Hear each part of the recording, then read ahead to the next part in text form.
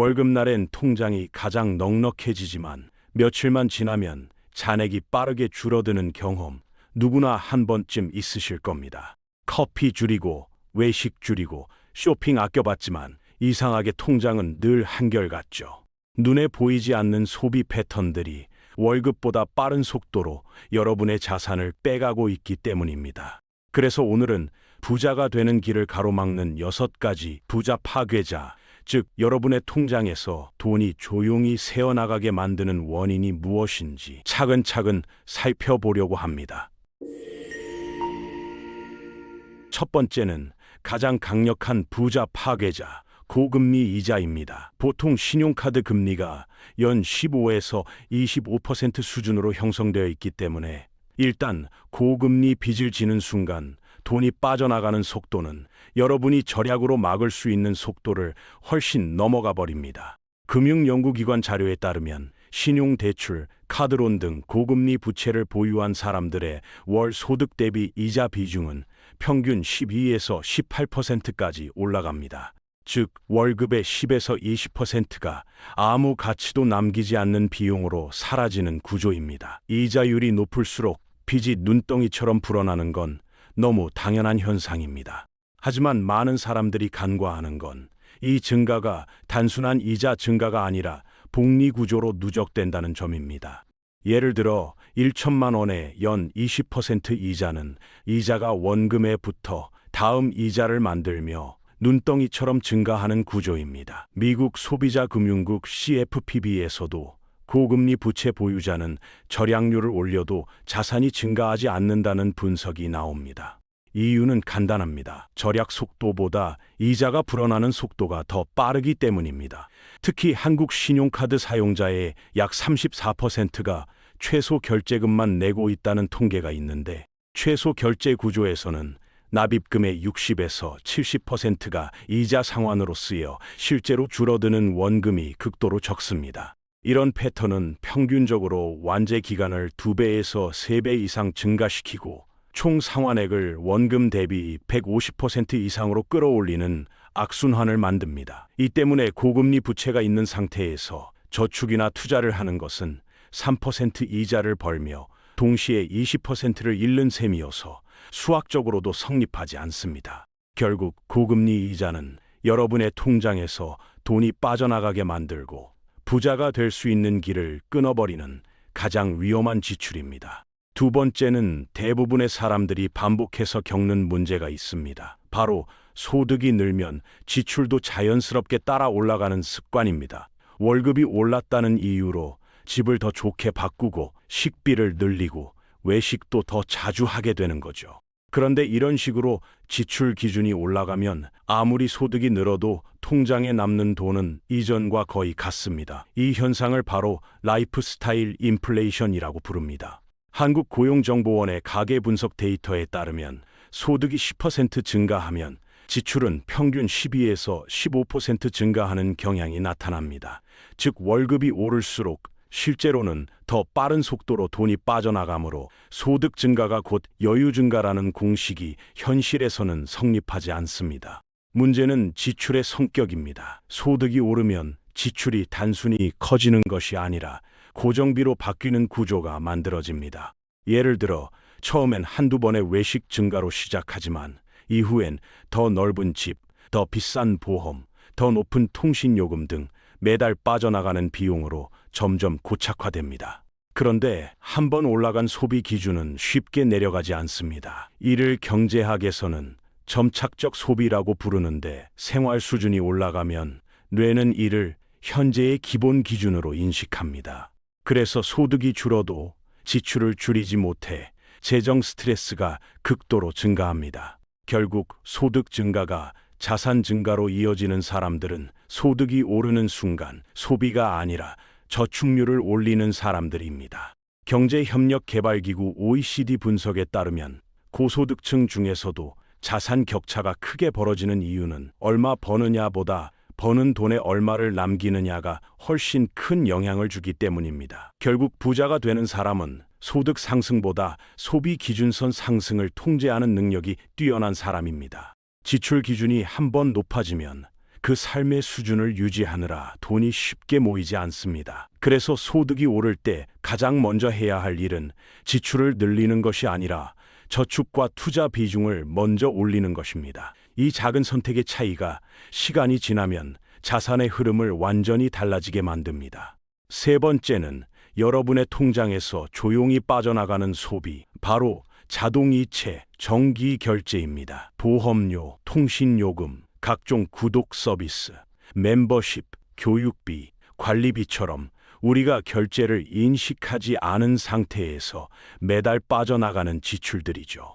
이 지출이 위험한 이유는 단순합니다. 사용 여부와 상관없이 지출이 지속된다는 점, 그리고 지출이 발생하는 순간을 스스로 인지하지 못한다는 점 때문입니다. 따라서 금액은 작지만 누적 속도는 빠르고 통장은 생각보다 더 빨리 얇아집니다. 한국소비자원의 가계 지출 분석에 따르면 정기결제 항목은 실제 지출 대비 약 35에서 40% 정도 체감이 덜 되는 지출로 분류됩니다. 즉, 돈은 나가고 있는데 본인은 별로 안 쓰고 있다고 느끼는 겁니다. 한 분석에 따르면 사람들은 자신의 구독 중 약 30에서 40%를 사용하지 않지만 그대로 유지하는 경향이 있습니다. 이는 자동결제가 불필요한 소비가 장기간 유지되기 쉬운 구조라는 걸 의미합니다. 하지만 좋은 소식도 있습니다. 이 영역은 다른 소비보다 개선 효과가 즉각적입니다. 사용하지 않는 구독 두세 개만 정리해도 월 5만에서 10만 원, 연 100만 원이 넘는 비용을 줄일 수 있습니다. 어떤 사람에게는 자동결제 정리 한 번이 연봉 인상보다 더 빠르고 확실한 절약 효과를 만들기도 합니다. 결국 이런 작은 소비와 조용한 지출 누수로부터 여러분의 돈을 지키는 것이 부자로부터 한층 다가가는 길입니다. 네 번째는 많은 사람들이 인정하지 않으려 하지만 여러분을 부자로부터 가장 멀어지게 만드는 소비가 있습니다. 바로 자동차입니다. 자동차가 가진 비용 구조가 감가상각, 대출, 유지비라는 세 가지 거대한 지출이 동시에 반복적으로 발생하기 때문이죠.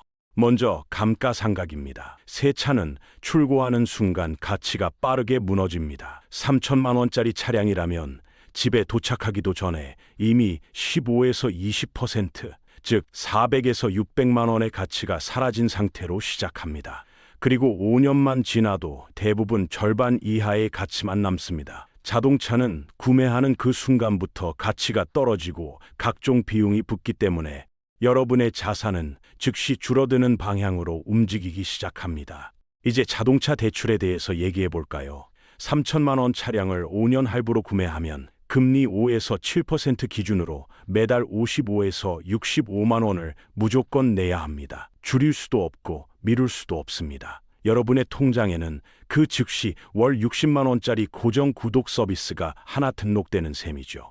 여기에 유지비가 더해집니다. 차를 굴리는 순간부터 기름값이 월 20에서 25만 원, 보험료가 월 10만 원, 세금, 정비, 소모품까지 합치면 월 5만 원 정도가 기본으로 나갑니다. 즉 유지비만 해도 월 35에서 40만 원이 사라지고 여기에 할부까지 합치면 자동차 한 대는 월 90에서 100만 원짜리 고정 지출로 여러분의 재정을 계속 눌러버립니다. 이런 이유 때문에 자동차는 여러분을 부자에서 가장 멀어지게 만드는 중 가장 큰 소비가 되는 것입니다. 다섯 번째는 많은 사람들이 스스로 인식하지 못한 채 반복하는 소비, 바로 충동구매입니다. 기분이 안 좋을 때 쇼핑으로 해소하고 스트레스를 받으면 결제하고 그냥 할인 문구 하나만 봐도 실제로 사용해보지도 않은 물건을 구매하게 되는 패턴이 여기에 해당합니다.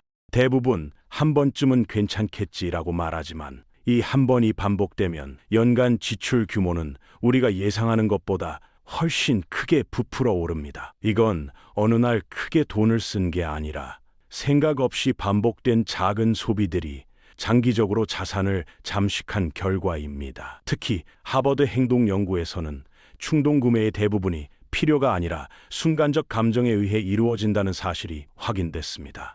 이 소비 패턴은 무섭게도 지출을 할 때는 이유를 만들며 정당화하고 지출 후에는 소비 사실 자체를 기억하지 못하는 경향까지 동반합니다. 그래서 돈이 어디로 새는지조차 파악하기 어려워집니다. 하지만 좋은 점은 있습니다. 연구에 따르면 충동 구매를 억제하는 가장 효과적인 방식은 의지가 아니라 지연과 인지라고 합니다. 즉, 구매하기 전 10초에서 20초만 판단을 보류하고 지금 이 소비는 필요인가, 감정인가 라고 스스로 질문 하나만 던져도 비계획 지출이 평균 25에서 40% 감소한다는 결과가 있습니다.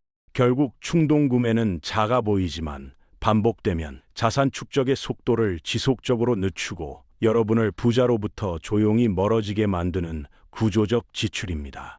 여섯 번째는 앞에 5가지와 성격이 조금 다릅니다. 앞선 항목들이 돈이 빠져나가는 이유였다면 이번에 다루는 것은 돈이 쌓이지 않는 근본 원인, 바로 저축과 투자를 뒤로 미루는 습관입니다. 많은 사람들은 소비만 줄이면 돈이 모일 거라고 생각합니다. 하지만 실제로 자산을 늘리는 핵심은 절약이 아니라 투입, 즉 얼마나 시장에 돈을 넣고 얼마나 오래 굴리느냐에서 결정됩니다. 지출을 줄이는 것만으로는 잔고는 멈춰 있을 뿐 절대 성장하지 않습니다. 자산 격차가 크게 벌어지는 이유도 바로 여기에 있습니다. 소득의 많고 적음보다 투자를 언제 시작했는지와 얼마나 꾸준히 했는지가 20에서 30년 뒤 자산 규모를 완전히 갈라놓습니다. 금융기관의 장기 분석에 의하면 같은 소득을 벌어도 일정 비율을 장기적으로 투자한 사람과 그렇지 않은 사람의 자산은 시간이 지날수록 기하급수적으로 차이가 나게 됩니다. 예를 들어 볼게요. 월 20만 원씩 20년 동안 투자한다고 가정하면 총 투자 원금은 4,800만 원입니다. 연 6% 수익률 기준으로 복리가 작동하면 최종 금액은 약 9천만 원대로 증가합니다. 원금의 2배 가까운 성장입니다. 여기서 중요한 점은 전체 수익의 절반 이상이 마지막 몇 년 동안 발생한다는 것입니다. 복리는 초반엔 거의 티가 나지 않지만 일정 시점 이후부터 급격히 속도가 붙습니다. 그래서 시간을 오래 확보한 사람이 결국 더 큰 부를 쌓게 됩니다. 그러면 똑같은 금액을 10년 뒤에 시작한다면 어떨까요? 원금은 거의 비슷하게 들어가지만 최종 금액은 절반 이하로 줄어듭니다. 이유는 단순합니다. 자산을 키우는데 가장 강력한 힘은 얼마 넣었느냐가 아니라 얼마나 오래 굴렸느냐이기 때문입니다. 돈을 쓰면 즉시 사라지지만 투자된 돈은 시간이 지날수록 스스로 일하는 구조를 가집니다. 부자들이 자산을 빠르게 쌓는 것도 극단적으로 절약해서가 아니라 돈이 쉬지 않고 일하는 구조를 일찍부터 만들어 두었기 때문입니다. 그래서 부자가 되기 위해서는 돈을 많이 벌게 되면 시작해야지가 아니라 지출을 조정하고 통장에서 불필요하게 빠져나가는 지출을 먼저 차단한 뒤 남는 금액을 꾸준한 투자로 전환하는 것. 이것이 시간이 지날수록 자산을 확실하게 키우는 가장 단순하면서도 강력한 전략입니다. 결국 부는 운이 아니라 선택의 결과입니다. 돈을 쓰는 사람이 아니라 남기고 투자하는 사람이 장기적으로 자산을 가져갑니다. 지금 말씀드린 6가지 원칙만 지켜도 여러분은 이미 부의 흐름에 한 발 더 가까워진 셈입니다. 영상이 도움이 되셨다면 구독과 좋아요 부탁드립니다.